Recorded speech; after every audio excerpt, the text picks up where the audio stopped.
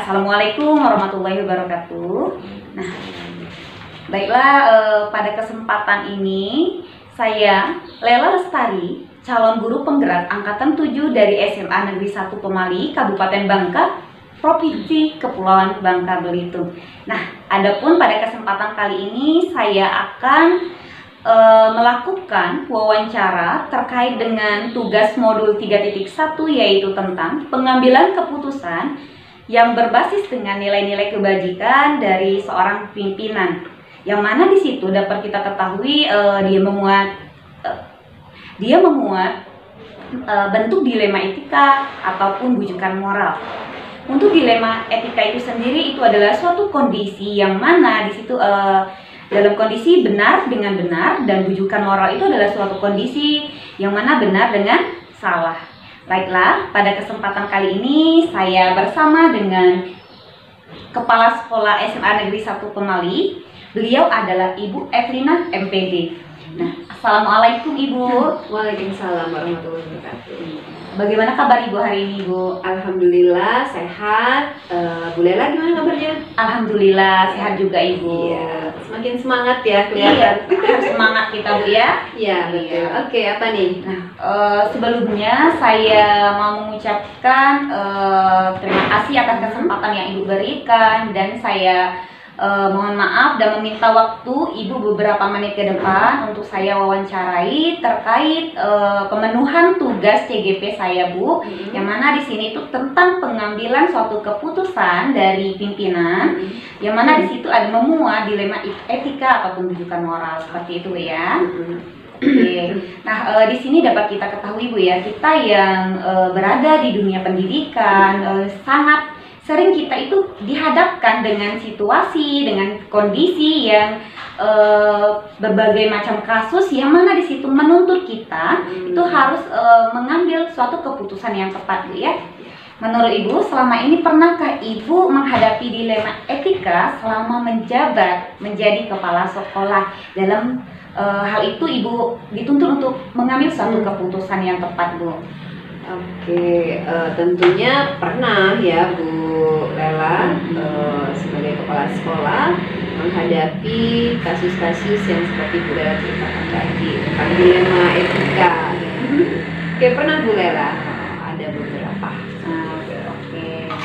Jadi Ibu pernah mengalami itu ya, Iya. yang bentuk dilema etika dalam masa Ibu menjabat ya. Iya. Oke. Baik Ibu, menurut Ibu, kasus seperti apa yang pernah Ibu alami tentang dilema etika itu, Bu?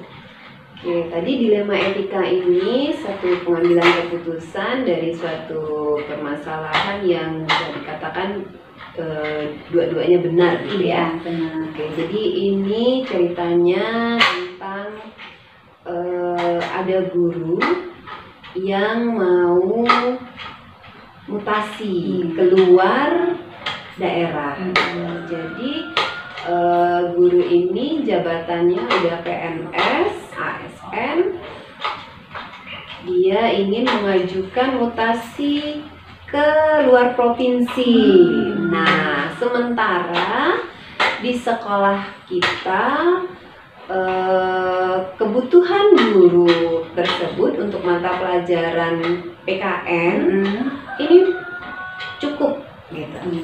Dan kalau guru ini mutasi, otomatis sekolah kita akan kekurangan guru PKN. Iya, betul sekali.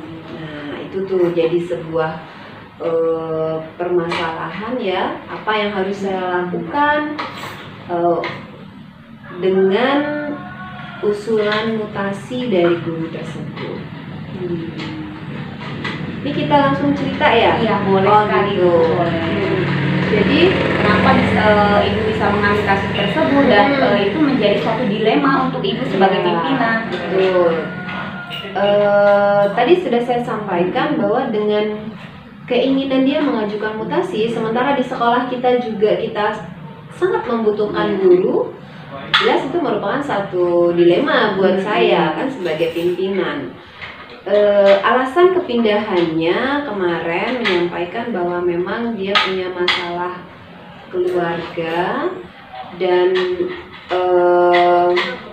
mau tidak mau dia memang lebih baik untuk mutasi ke tempat asalnya gitu. Kebetulan dia berasal dari Yogyakarta ya. Nah, jadi dia menentukan pindah ke sana. Sementara di sini dia memang tidak punya keluarga lain selain keluarga istrinya.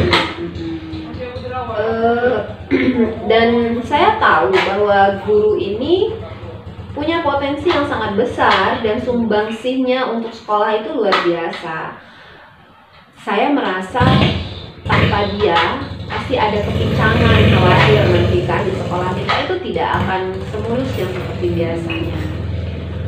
Namun di sisi lain saya melihat dia punya hak untuk mengajukan mutasi kan, sebagai PNS dia juga punya hak, apalagi dia sudah kurang lebih 11 tahun di SMA Negeri 1 Pemali bertugasnya.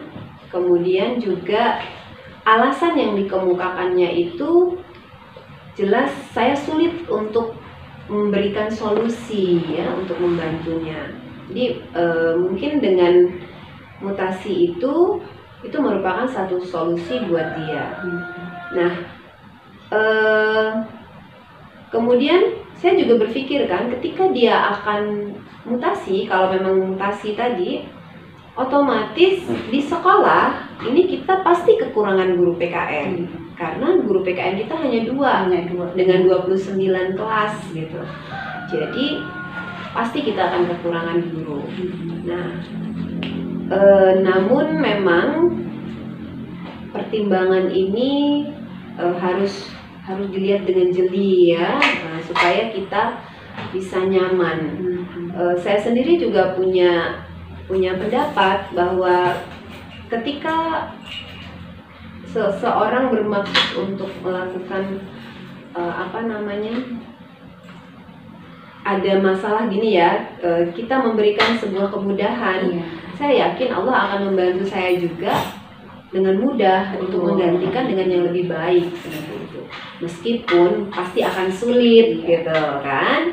Nah, itu sih Bu yang saya rasakan betul akhir-akhir ini.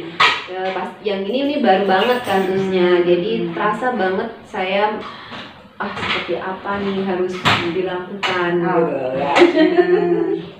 Oke, baik. Kalau dari yang Ibu sampaikan di sini dapat saya pahami bahwa salah satu Bu ya, salah satu bentuk kasus dan mungkin dari sekian banyak kasus yang dialami, salah satu Ibu ambil contohnya itu ada guru yang mengajukan haknya untuk mutasi karena dia pengajuan mutasi tersebut karena suatu keadaan yang seperti dia memang harus seperti itu Bu ya, karena sulit lah ya dalam keadaan yang sangat sulit sekali ya. Oke. Jadi di situ Ibu merasa itu dilema sekali karena di satu sisi memang si guru tersebut ya dengan keadaan dia yang sangat sulit sekarang itu dia menginginkan untuk mutasi, dan di satu sisi Ibu sebagai pimpinan seperti kayak Ibu katakan akan ada merasa kehilangan Bu ya, kehilangan suatu sosok guru yang seperti itu Bu ya. Oke.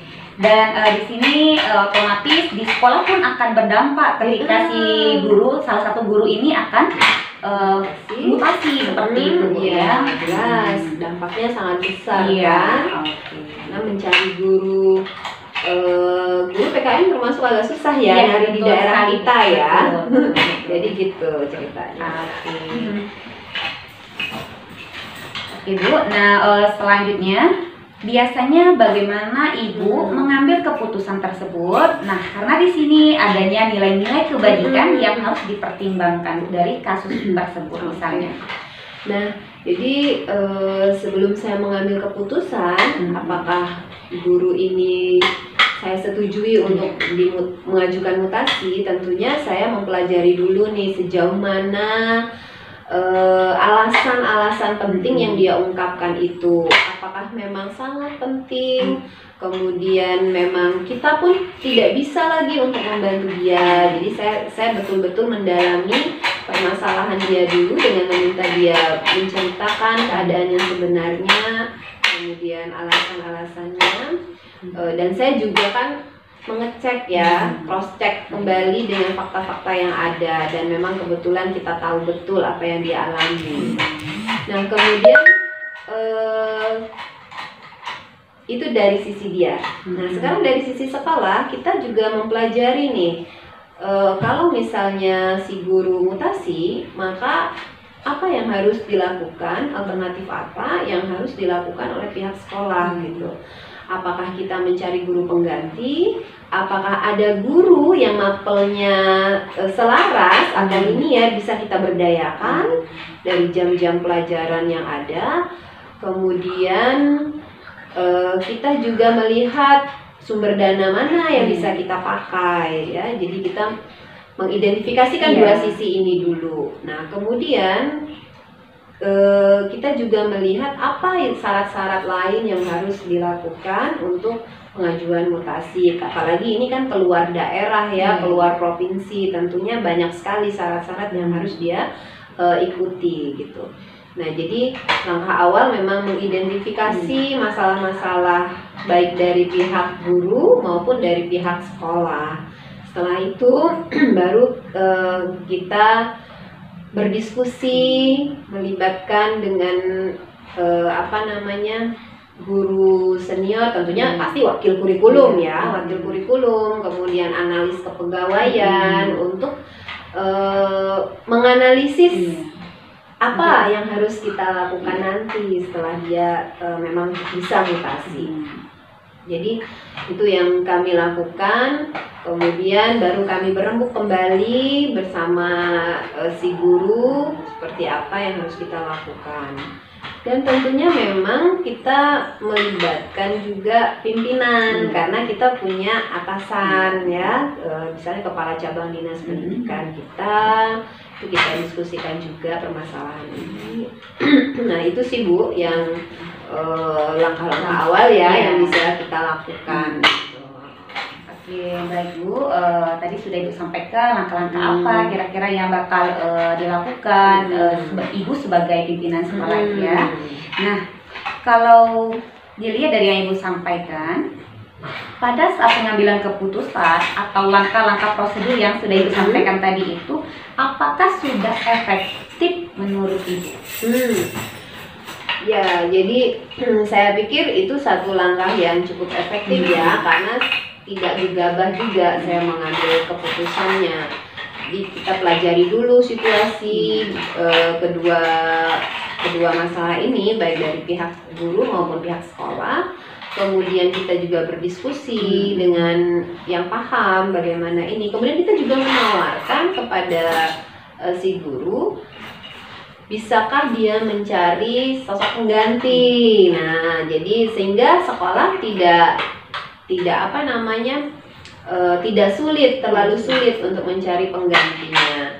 Jadi kita minta bantuan dari dia, bagaimana apakah punya teman atau kerabat yang bisa menggantikan beliau, atau kemudian berdiskusi dengan pihak GTK dari Dinas Pendidikan untuk melihat jalur-jalur mana gitu ya, atau siklus mana guru yang bisa juga diajak bermutasi gitu. Nah jadi saya pikir cukup efektif lah langkah yang sudah kita ambil. Baik Bu ya. Jadi insya Allah dari setiap rencana yang nanti akan diambil itu insya Allah yang bakal diterapkan juga terhadap kasus ini insya Allah sudah efektif Bu ya. Oke baik Ibu. Nah apakah selama ini adakah orang yang Ibu minta untuk mempertimbangkan dalam penyelesaian kasus-kasus yang Ibu hadapi? Ya, kalau itu pasti ya Bu Lela ya. Kita kan dalam satu sistem itu punya beberapa tim gitu ya. Tidak bisa pengambilan keputusannya saklek dari saya gitu. Jadi saya pasti akan melibatkan terutama sekali wakil kurikulum. Karena kenapa wakil kurikulum? Karena jelas beliau adalah pendamping kepala sekolah ya, yang akan lancar tidaknya program sekolah itu juga sangat didominasi oleh wakil kurikulum.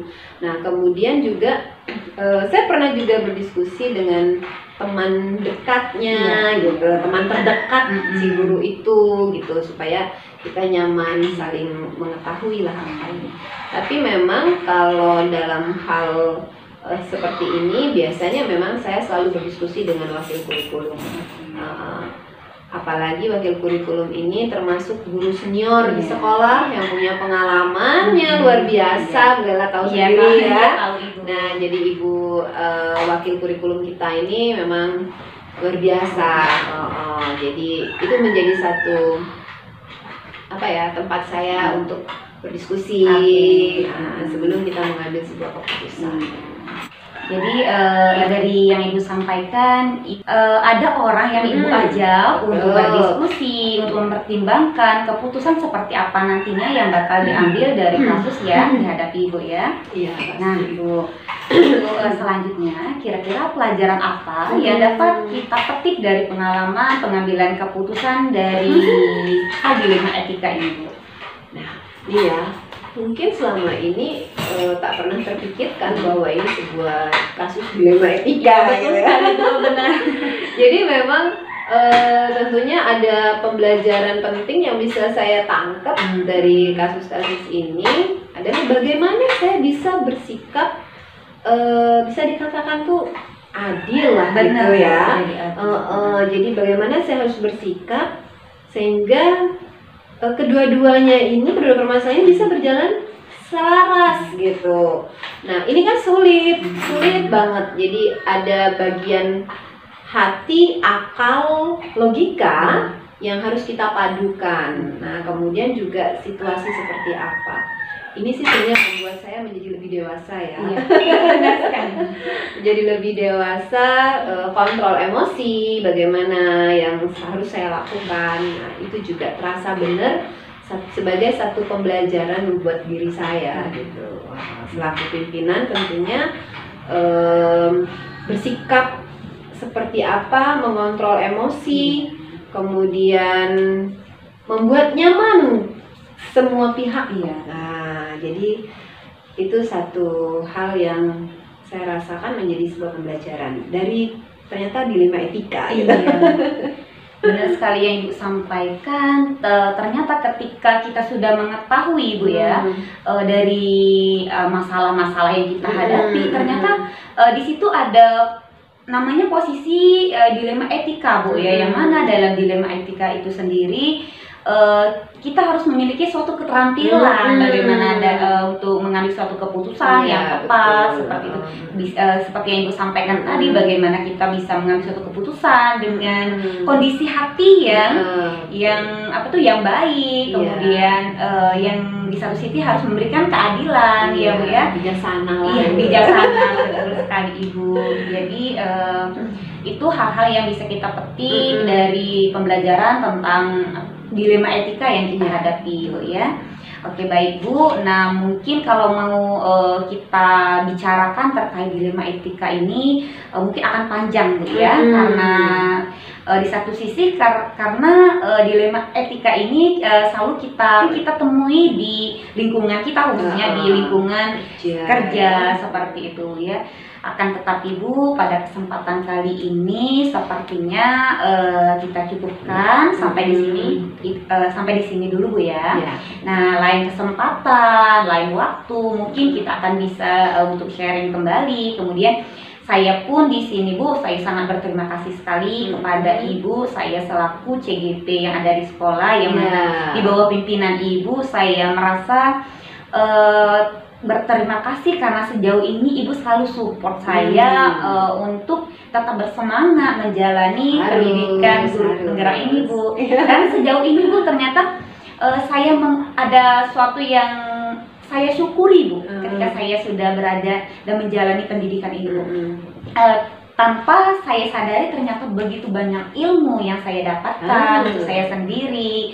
Salah satu seperti yang Ibu sampaikan tadi, bagaimana di sini saya mendapatkan suatu pengalaman, bagaimana Ibu mengambil suatu keputusan, kemudian menjadi penguatan juga untuk saya Bu dari pengalaman yang Ibu berikan. Iya, seperti itu Bu. Jadi sangat luar biasa sekali Bu. Jadi mungkin untuk kesempatan kali ini kita cukupkan sekian Bu ya. Terima kasih sekali atas waktu Ibu, kesempatan yang Ibu berikan. Dan saya akhiri, Assalamualaikum warahmatullahi wabarakatuh. Waalaikumsalam warahmatullahi wabarakatuh. Oke, baiklah. Assalamualaikum warahmatullahi wabarakatuh. Perkenalkan, saya Lela Lestari, SPD, calon guru penggerak dari SMA Negeri 1 Pemali, Kabupaten Bangka, Provinsi Kepulauan Bangka, Belitung. Nah, baiklah. Adapun pada kesempatan kali ini, bertujuan itu saya akan melakukan wawancara terkait dengan modul 3.1, yaitu tentang pengambilan keputusan berbasis nilai-nilai kebajikan dari seorang pemimpin, yang mana di dalamnya itu adalah memuat dilema etika dan bujukan moral. Nah, untuk dilema etika itu sendiri dapat kita ketahui suatu kondisi yang mana dia berada di kondisi benar dengan benar, dan pada bujukan moral itu merupakan suatu kondisi itu benar dengan salah. Nah, pada saat itu kita disuruh bagaimana kita menentukan atau mengambil suatu keputusan dari dilema etika itu sendiri ataupun bujukan moral. Baiklah, saya akan mulai saja. Nah, di sini bersama saya ada Bapak Muklis Supani, SPD. Nah, beliau adalah Kepala SD Swasta YPK Air Kenanga. Nah, selamat sore Pak. Selamat sore Bu. Oke, bagaimana kabar Bapak? Alhamdulillah baik. Alhamdulillah baik Pak ya. Ya. Nah, di sini sebelumnya saya mau mengucapkan terima kasih atas kesempatan yang Bapak berikan, dan mohon maaf saya mengganggu waktu Bapak beberapa menit ke depan, yang mana di sini nanti saya akan mewawancarai Bapak terkait tugas saya sebagai CGP Angkatan 7 ini, yang mana tugasnya adalah tugasnya adalah mewawancarai kepala sekolah, bagaimana suatu pimpinan sekolah tersebut mengambil keputusan yang mana di dalamnya adalah memuat dilema etika ataupun bujukan moral, seperti itu Pak ya. Nah, di sini karena dapat kita ketahui Pak, kita berada di lingkungan dunia pendidikan, baik itu kita sebagai pendidik ataupun seperti Bapak yang posisinya adalah sebagai seorang pimpinan sekolah, kita sangat sering sekali dihadapkan dengan suatu kondisi kasus-kasus yang mana kita diharuskan untuk menentukan suatu keputusan yang tepat, seperti itu Pak ya. Nah, untuk pertanyaan pertama Pak, menurut Bapak, pernahkah Bapak menghadapi dilema etika selama menjabat menjadi kepala sekolah, yang mana di situ Bapak diharuskan untuk mengambil suatu keputusan dari dilema etika yang ada Pak? Dalam dunia pendidikan ini sendiri ya sangat luas ya, artinya sangat luas ini. Di sini kita sering sekali kita terlibat kepada guru-guru kita, pegawai, staf, bahkan kepada siswa. Nah, di lingkungan tersebut ya sering sekali ada suatu masalah ya. Masalah ini ya mungkin salah satu yang Ibu pertanyakan tadi yaitu tentang kasus dilema etika. Nah, dilema etika itu ya sering sekali mungkin dihadapi oleh saya pribadi ya, di dalam pelaku dunia pendidikan, di lingkungan sekolah, di SDPK khususnya ya, dan sering sekali kita jumpai seperti itu. Jadi Bapak sendiri selaku pimpinan sekolah tersebut pernah mengalami yang namanya situasi dilema etika ketika harus memutuskan suatu keputusan yang tepat dari kasus tersebut Pak ya? Oke Pak. Iya benar. Oke. Nah, menurut kalau saya boleh tahu Pak, menurut Bapak kasus seperti apa yang pernah dialami oleh Bapak tentang dilema etika itu sendiri, yang mana di situ harus menuntut Bapak untuk mengambil keputusan dari masalah tersebut? Selama ini ya, selama saya berada di dunia pendidikan, tadi sudah saya sampaikan sering sekali dihadapi terhadap permasalahan dilema etika itu sendiri ya. Contoh saja kasus yang pernah saya hadapi ya, ada beberapa guru dan staf kita itu mengikuti tes seleksi PNS ya, kira-kira tahun 2019 kemarin ya. Hampir semua guru mengikuti tes seleksi tersebut.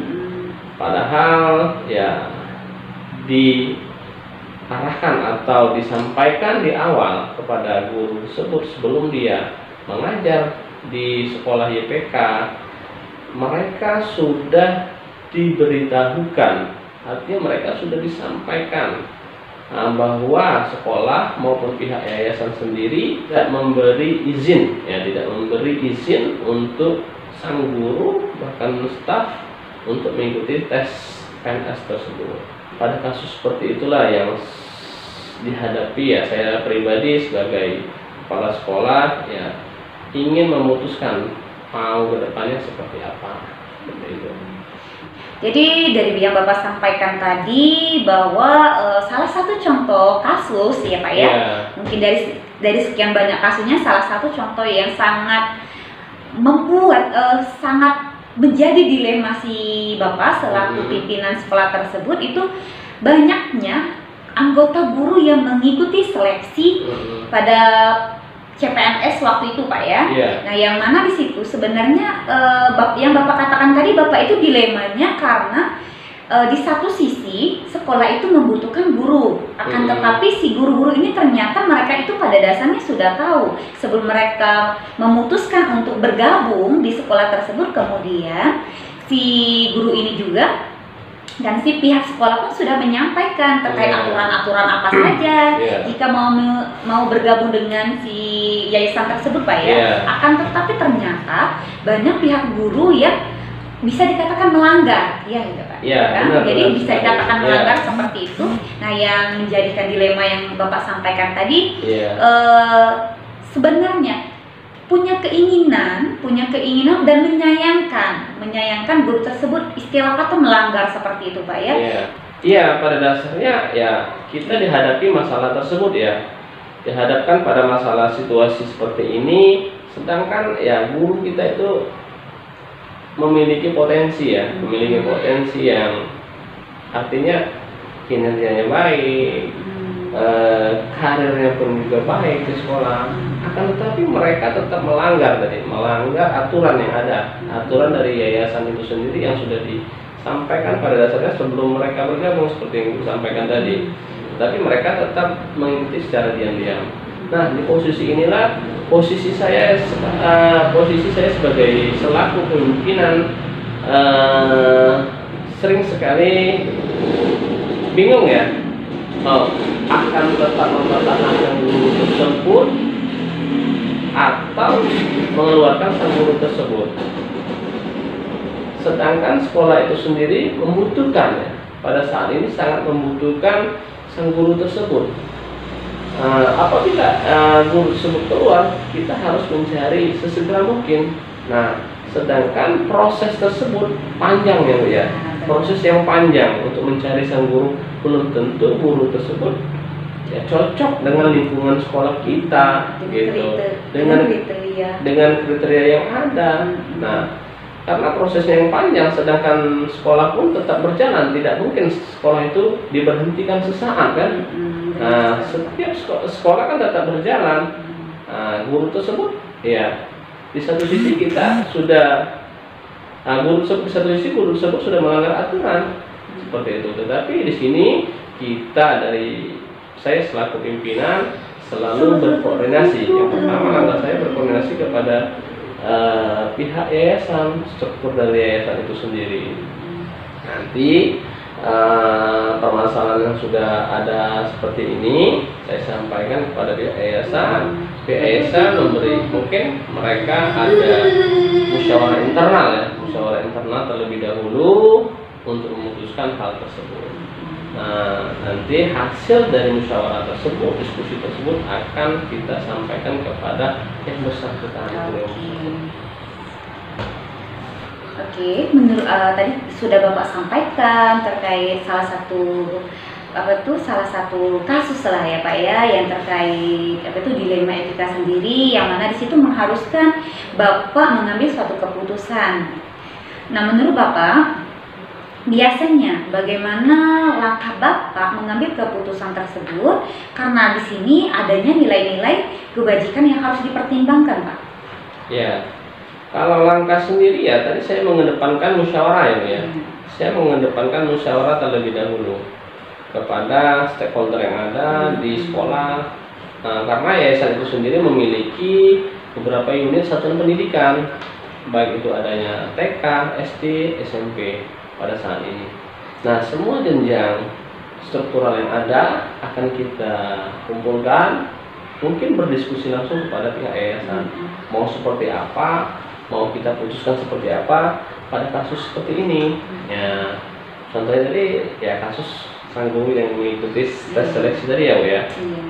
Yayasan sendiri ya mungkin sudah melakukan rapat ataupun mereka sudah berdiskusi terlebih dahulu. Nah, dari semuanya ini kalau menurut saya langkahnya harus artinya mengedepankan musyawarah ya, Bu, ya. Mengedepankan musyawarah ya, cari jalan terbaiknya pada kasus-kasus seperti ini. Dan putusan itu harus kita ambil ya.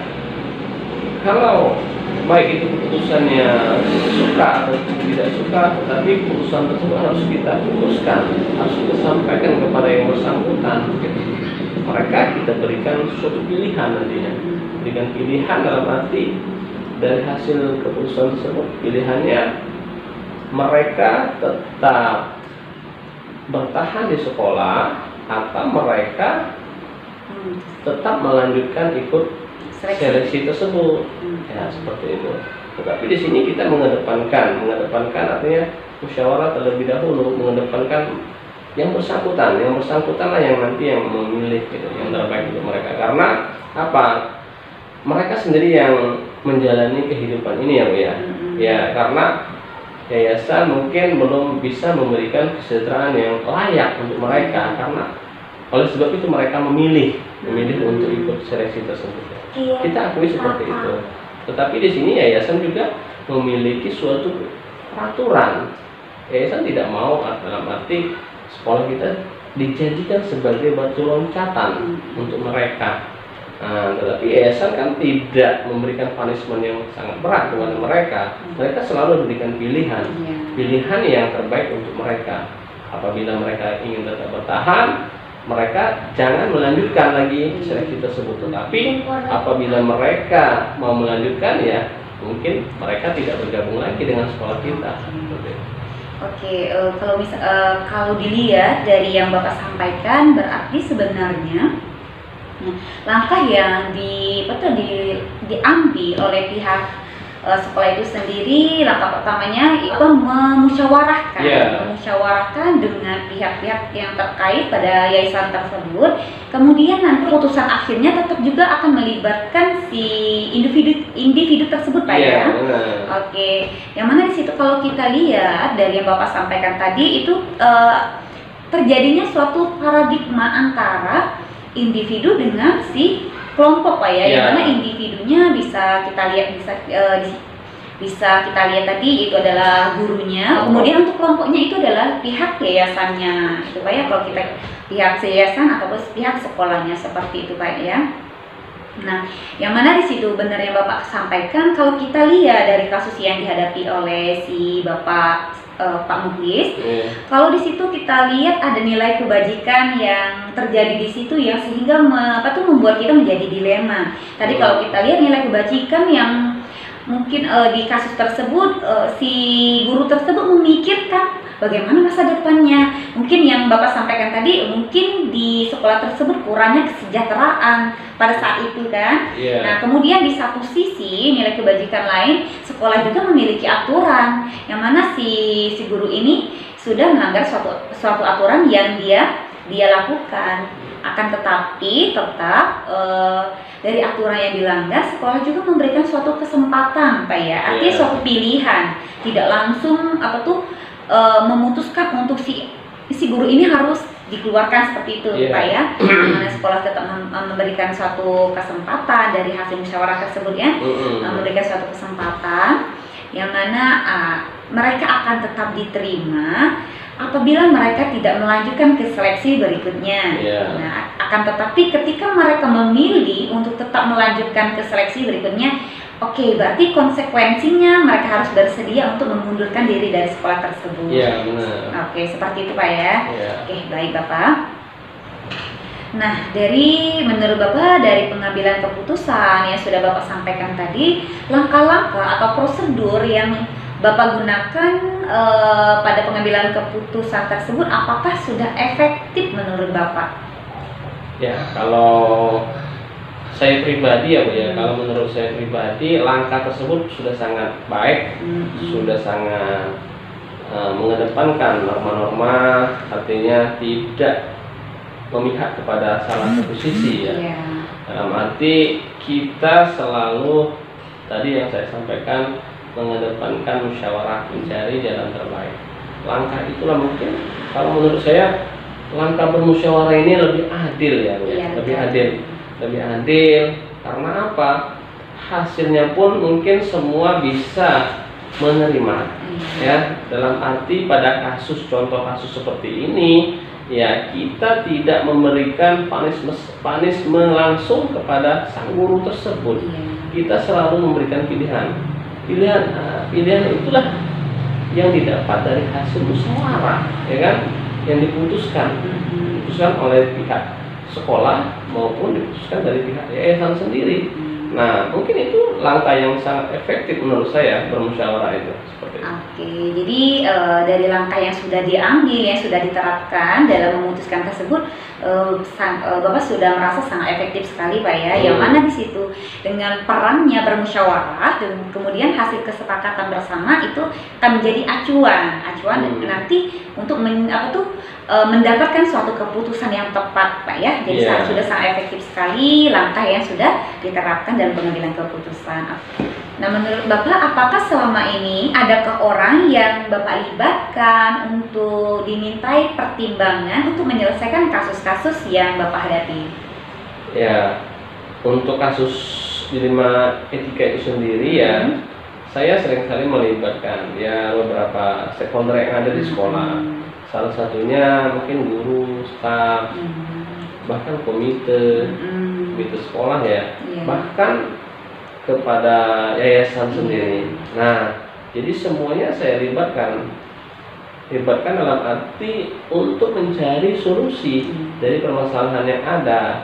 Nah, dilibatkan, dimusyawarahkan, didiskusikan. Ya, artinya semua stakeholder yang ada bila perlu kita rangkul, kita ajak duduk bersama, berdiskusi bersama, mencari solusi yang terbaik sehingga didapatkan keputusan yang baik juga. Oke, jadi di sini dalam mengambil suatu keputusan, apalagi seperti kasus yang Bapak sampaikan tadi, jadi Bapak tidak melibatkan diri sendiri ya Pak ya, akan tetapi Bapak juga melibatkan untuk mempertimbangkan keputusan akhir itu bersama dengan stakeholder yang ada di lingkungan sekolah tersebut Pak ya. Oke. Nah, baik Pak. Menurut Bapak, kira-kira pelajaran apa yang dapat kita petik dari pengalaman pengambilan keputusan dari hal dilema etika itu sendiri, Pak? Dari beberapa hal yang sudah tadi saya sampaikan ada sebuah pembelajaran yang dapat dipetik dalam pengambilan keputusan yang berkaitan dengan kasus dilema etika dan rujukan moral ya. Salah satu pembelajaran tersebut adalah bahwa setiap pengambilan keputusan penting sekali untuk dilakukan musyawarah, baik lingkup yang kecil bahkan lingkup yang besar seperti itu. Artinya di sini kita selalu mengedepankan musyawarah dalam suatu pengambilan keputusan terhadap kasus-kasus dilema etika akan rujukan moral. Oke, jadi di sini pelajaran yang dapat kita petik dari pengalaman yang ada itu bahwa dalam pengambilan suatu keputusan itu ada alangkah baiknya kita juga melibatkan melibatkan pihak-pihak yang ada di sekolah sehingga bisa mendapatkan suatu kesepakatan, suatu keputusan yang tepat seperti itu Pak ya. Oke. Nah, terima kasih Bapak untuk waktunya. sebenarnya kalau mau dilanjutkan untuk membicarakan masalah dilema etika yang kita hadapi, khususnya di sini di lingkungan pendidikan itu akan panjang sekali Pak ya. Iya, banyak sekali. Ya. Iya, mungkin di lain kesempatan, di lain waktu bisa kita sharing terkait pengalaman yang kita alami dari dari kasus yang berupa dilema etika, kemudian bagaimana pengambilan suatu keputusannya Pak ya. Nah, jadi akan tetapi untuk kesempatan kali ini sampai di sini saja Bapak. Nah, saya berterima kasih kepada Bapak sudah bersedia meluangkan waktunya untuk saya wawancarai terkait bagaimana pengambilan keputusan itu sendiri pada suatu bentuk dilema etika ataupun rujukan moral itu Pak ya. Jadi di sini saya sangat merasa ada suatu penguatan kepada diri saya, kemudian ada suatu pengalaman yang bisa saya petik dari pengalaman yang Bapak hadapi, bagaimana langkah yang kita ambil, bagaimana suatu bentuk keterampilan yang kita ambil dalam pengambilan suatu keputusan jika dihadapkan dengan kasus-kasus yang berupa dilema etika tersebut. Oke, terima kasih sekali Bapak. Semoga senantiasa Bapak selalu dalam keadaan sehat Pak ya. Tetap bersemangat dalam menjadi suatu pemimpin yang baik ke depannya untuk diri sendiri dan begitu juga untuk sekolah yang Bapak pimpin seperti itu Pak ya. Oke. Dan di sini saya akhiri sesi wawancara kita hari ini Pak ya. Terima kasih sekali Bapak. Assalamualaikum warahmatullahi wabarakatuh. Waalaikumsalam warahmatullahi wabarakatuh.